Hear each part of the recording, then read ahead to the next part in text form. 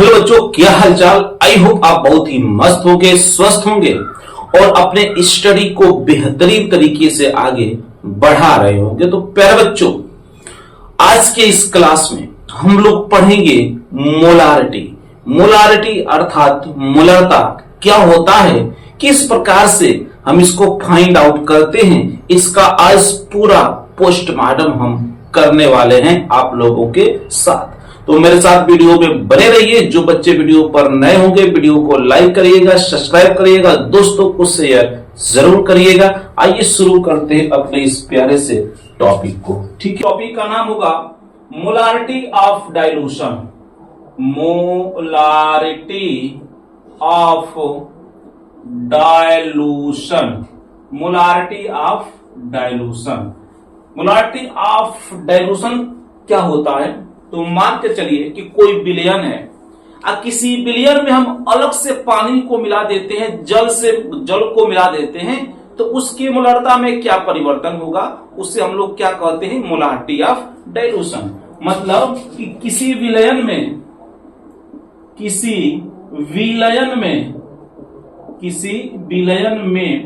जल मिलाने पर उसकी मोलरता में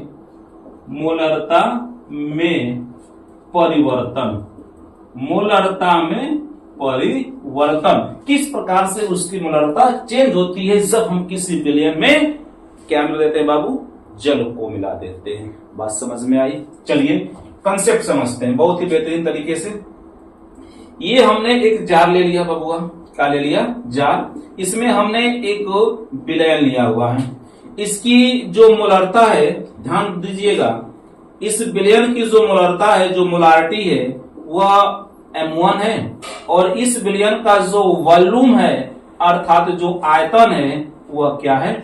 V1 है। बात समझ में आई? अब हमने क्या किया? लेट मान लिया। ठीक है, और इसमें क्या हो जाएगा कि इसमें भी विलय, जब विलयन तो क्या होगा? विलय क्या होगा? मान चलते हैं कि N है और इसमें हमने अलग से क्या मिला दिया? जल मिलाने पर, H2O मिलाने पर जब इसमें हमने H2O को मिला दिया तो हमारे पास एक नया विलयन मिलेगा। अब इसमें क्या होगा भाई साहब? देखिए ध्यान से, ये जो फर्स्ट है इसकी मोलरता M1 है, वॉल्यूम V1 है। जब इसमें हम अलग से जल को मिला दीजिए, जब जल को मिला देंगे तो इसकी आयतन में क्या होगा? परिवर्तन हो जाएगा और मोलरता में भी क्या होगा? परिवर्तन हो जाएगा। जल मिलाने के बाद विलयन क्या हो जाएगा? तनु हो जाएगा, डाइल्यूट हो जाएगा। तो इसकी जो मोलरता है ये क्या होती है? M2 हो जाती है और इसकी जो मोलरता है ये V2 हो जाती है जल मिलाने के बाद। बात समझ में आ गई आपको? लेकिन भाई देखिएगा, जो ये दोनों कंडीशन है, इन दोनों कंडीशन में नंबर ऑफ मोल्स चेंज नहीं होंगे। नंबर ऑफ मोल्स कहने का मतलब होता है कि विलय की संख्या। लेकिन जो होता है, देखिए ध्यान से, डाइल्यूट करने पर सॉल्यूशन को अर्थात विलयन को डाइल्यूट करने पर मतलब उसमें जल मिलाने पर मोलरता एवं आयतन चेंज होते हैं बट नंबर ऑफ मोल्स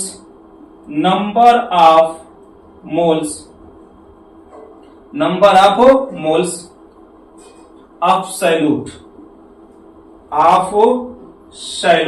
मतलब विलय के मोलों की संख्या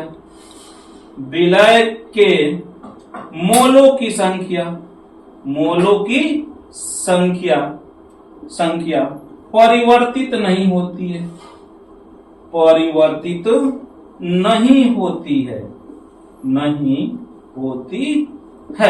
बात समझ में आ गई? मतलब इसमें हमने जब जल मिलाया तो बताइए, जल जब हम मिला दे रहे हैं तो जल क्या है? एक आपका सॉल्वेंट होगा तो इस विलय में सॉल्वेंट बढ़ रहा है। अब पहले से जो इसमें विलय है, क्या विलय की संख्या बढ़ी? तो विलय की संख्या नहीं बढ़ी, आयतन बढ़ गया, लेकिन इसमें भी उतना ही विलय होगा जिसमें इतना इसमें विलय था। इसका मतलब इसमें जो होगा कि यदि हम लेट मान के चलते हैं कि इसमें विलय N1 है, तो इसमें भी विलय क्या हो जाएगा? विलय आपका N2 हो जाएगा। लेकिन यहां पे क्या हो जाएगा? यहां पे जो N1 होगा वह N2 के बराबर होगा।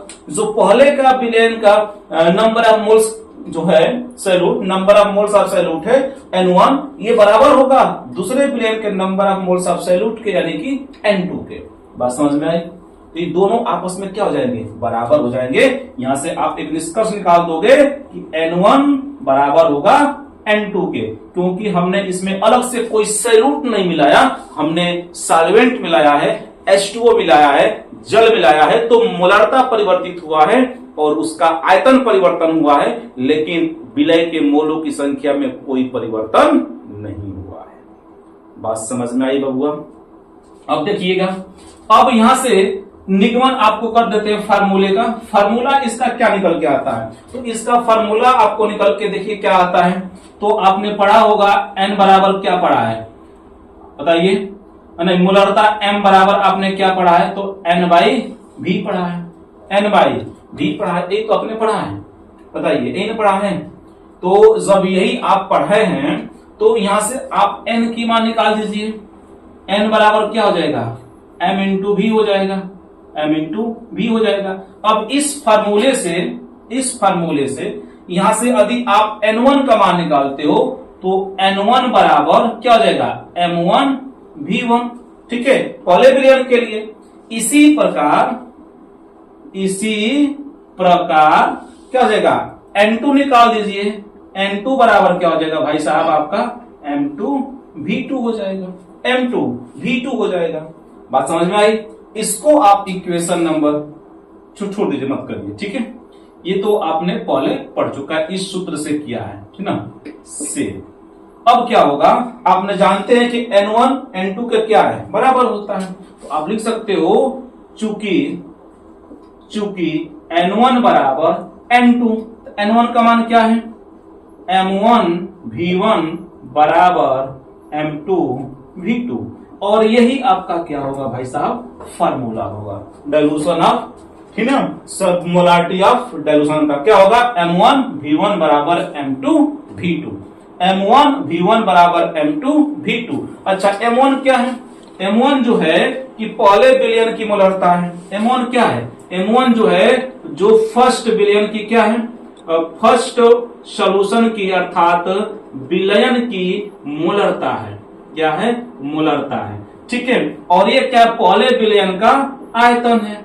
ये क्या है? पहले विलयन का आयतन है। और M2 जो है दूसरे विलयन की क्या है? सेकेंड जो सॉल्यूशन है, सेकेंड सॉल्यूशन की मोलरता है, या इसी को हम कहते हैं मोलरता में परिवर्तन। इसी को हमने क्या कह दिया? मोलरता में परिवर्तन भी कह सकते हैं, मोलरता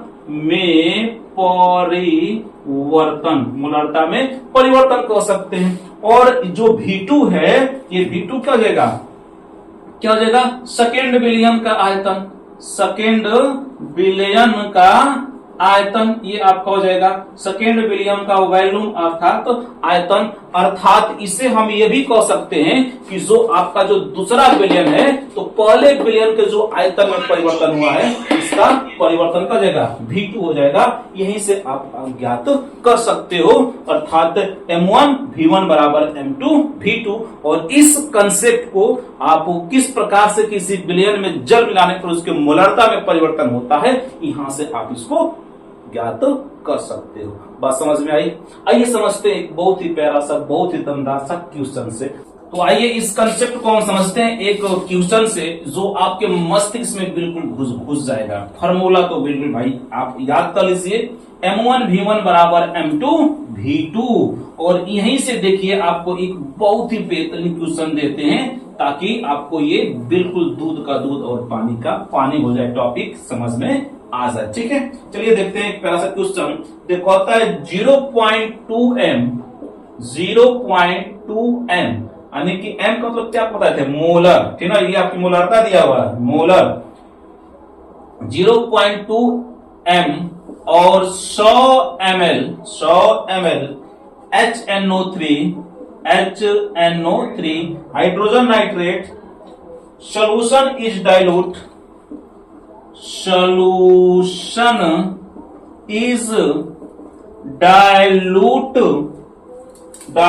with 100 ml water, with 100 ml water. तो find the new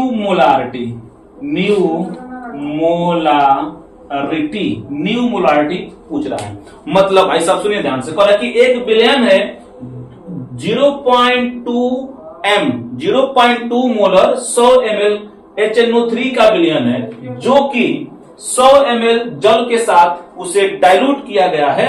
तो कह रहा है कि उसकी नया मोलरता क्या होगी, जो न्यू मोलरता होगी उसमें क्या परिवर्तन होगा, मानी मोलरता में जो चेंजिंग हुआ है उसको पूछ रहा है। देखिए ध्यान से सुनिए, समझिए, सॉल्व करते हैं। एक हम कंटेनर लेते हैं और इसमें हम एक सॉल्यूशन लेते हैं। इसकी M1 का मान कितना दिया हुआ है भाई साहब, 0.2 मोल पर लीटर अर्थात मोलर, या इसका V1 कितना दिया हुआ है, ये दिया हुआ है 100 ml दिया हुआ है, ठीक है भाई साहब। अब फिर को होता है कि इसमें जो है कि इस बिलियन में कितना 100 ml वाटर को डाइल्यूट कर दिया गया, यानी कि मिला दिया गया। इसमें कितना 100 ml वाटर को, यानी कि जल को मिला दिया गया है। जब 100 ml वाटर को मिला देंगे बबुआ, तो हमारी एक नया बिलियन बनेगा और क्या हो जाएगा, तो बताइए ध्यान से, इसकी मोलारिटी क्या हो जाएगी, M2, और यही तो क्या होगा हम लोग की न्यू मोलारिटी होगी। M2 जो मोलारिटी में परिवर्तन होगा वही क्या होगी, न्यू मोलारिटी होगी। तो M2 आपको पूछ रहा है। अब देखिए इसका V2 कितना हो जाएगा, इसका V2 तो बताइए, जो पहला बिलियन है उसका कितना आयतन है, 100 ml है, कितना आयतन हुआ 100 ml है, और उसके बाद 100 ml वाटर मिला दिया गया, तो उसका V2 कितना हो जाएगा 100 ml billion plus 100 ml water, यानी कि 200 ml इसका आयतन हो जाएगा। और V2 पूछ रहा है तो फटाक से लगा दीजिए मोलारिटी ऑफ डाइल्यूशन। क्या सूत्र होता है बबुआ, M1 V1 बराबर M2 V2। आपको M1 का मान दिया हुआ है कितना 0.2 इंटू V1 का मान दिया हुआ है 100 ml इक्वल टू M2 को पूछ रहा है इंटू V2 आपको दिया हुआ है 200 ml। तो 200 मल्टीप्लाई में है तो उसको इधर भेज दीजिए, तो 0.2 इंटू 100 अपान के कितना हो जाएगा 200 इक्वल टू M2। ठीक है भाई साहब, काट दीजिए, 1 2 से 2 कट जाएगा, आपको आ गया कितना 0.2 बटे 2 इक्वल टू M2।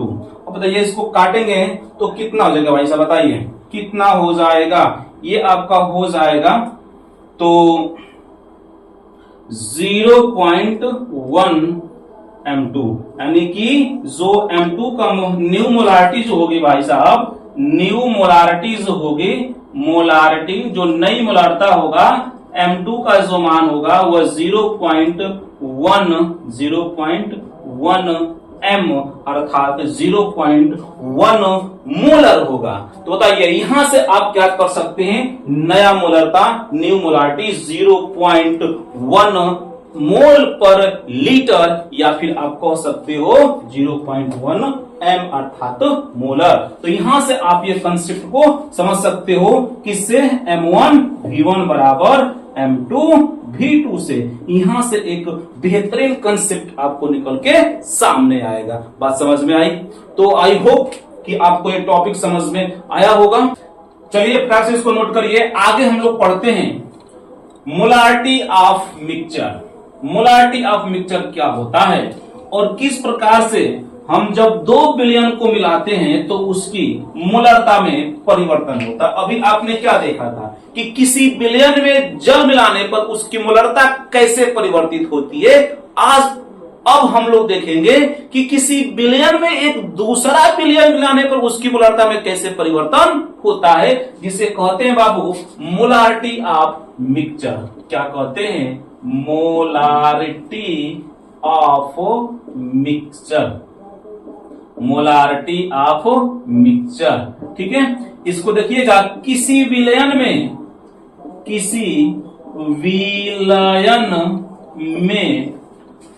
दूसरा विलयन मिलाने पर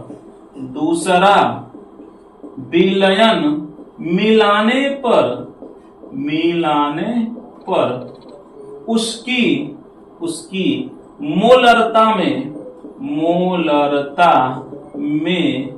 परिवर्तन कैसे होगा, किस प्रकार से होगा, इस चीज को हम लोग देखेंगे। बात समझ में आई?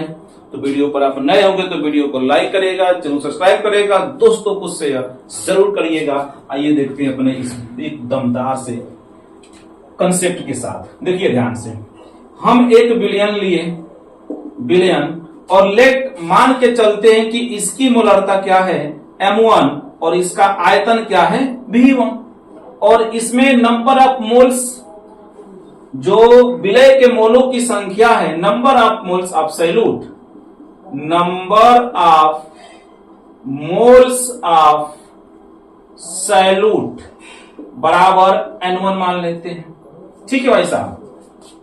और एक नया और विलयन लेते हैं, इसकी जो मोलारिटी है M2 है और इसका जो आयतन है V2 है, और इसका जो number of moles of salute है वह क्या है N2 है। Number of moles of salute क्या है N2 है।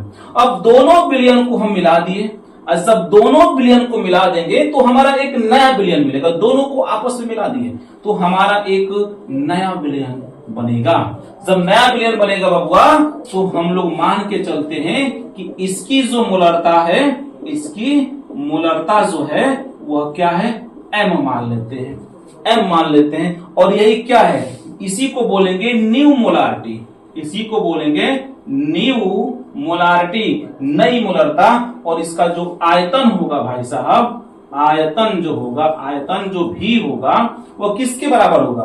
पहले विलयन के आयतन प्लस दूसरे विलयन के आयतन के बराबर होगा, अर्थात आयतन जो उसका भी होगा वह V1 प्लस V2 के बराबर होगा। बात समझ में आई?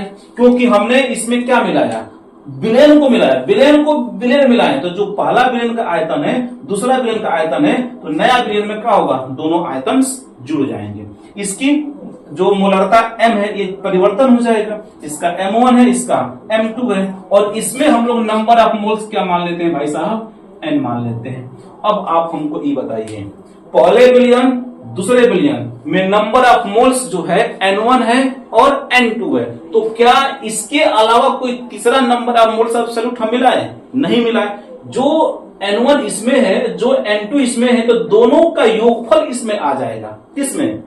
जो हम लोग का नया विलयन बना है। तो इस कंसेप्ट से आपको निकल के सामने आएगा बाबू कि जो N होगा यह बराबर होगा N2 और N1 प्लस के N2 के। क्या बराबर होगा बाबू? N1 प्लस के N2 के क्या होगा? ये बराबर हो जाएगा, ठीक है। और इसी फार्मूले को उठा के ला दीजिए भाई साहब, N बराबर N1 प्लस के N2। N का मान क्या है? देखिए N का मान क्या होता है? तो N का मान आपने पढ़ा हुआ है कि जो N बराबर हो जाएगा, क्या हो जाएगा? तो M इंटू V हो जाएगा। N बराबर M इंटू V होगा, तो N का मान क्या हो जाएगा? N का मान रखिए तो M, ठीक है।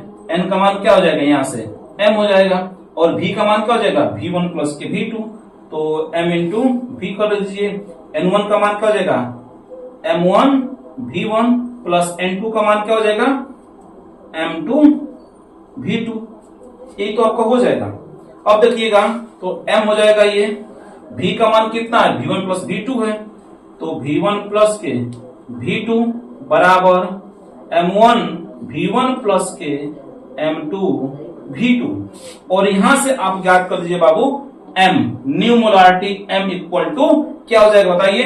ये हो जाएगा आपका M1 V1 प्लस के M2 V2 अपान के, देखिएगा जो V1 प्लस के V2 है इसमें M के साथ मल्टीप्लाई में डिवाइड हो जाएगा, तो V1 प्लस के V2 यही आपकी क्या होगी बबुआ, नई मोलारिटी होगी। इस M से आप ज्ञात कर सकते हैं M1 V1 plus V2 plus M2 V2 अपान के V1 प्लस के V2। यहां से आप जब 2 विलयन को मिलाते हैं तो उसकी जो मोलारिटी में परिवर्तन होता है, जो मोलारिटी में चेंजेस होता है, वह M equal to M1 V1 plus M2 V2 अपान के V1 प्लस के V2, इस फार्मूले से आप ज्ञात कर सकते हो। तो आई होप कि आपको वीडियो समझ में आई होगी, बेहतरीन तरीके से आप समझे होंगे। तो वीडियो पर नए होंगे तो वीडियो को लाइक करिएगा, चैनल सब्सक्राइब करिएगा, दोस्तों को शेयर जरूर करिएगा। आपकी एक लाइक, एक कमेंट, एक शेयर से हमें भी मेहनत करने के लिए मोटिवेशन मिलता है। मिलते हैं नेक्स्ट वीडियो में।